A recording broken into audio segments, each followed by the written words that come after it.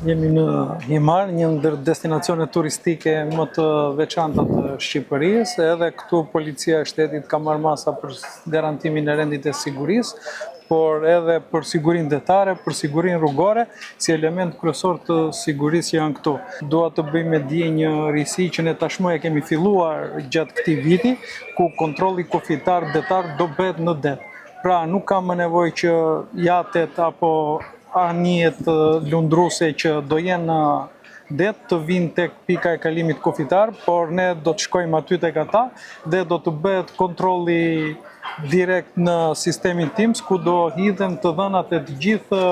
pushuesve që vinë dhe frekuentojnë bregdetin tonë. Është për herë të parë këtë vit dhe kjo është patjetër një zhvillim shumë i rëndësishëm për të rritur cilësinë e shërbimeve policore, për të ofruar më shumë rend, siguri dhe siguri detare.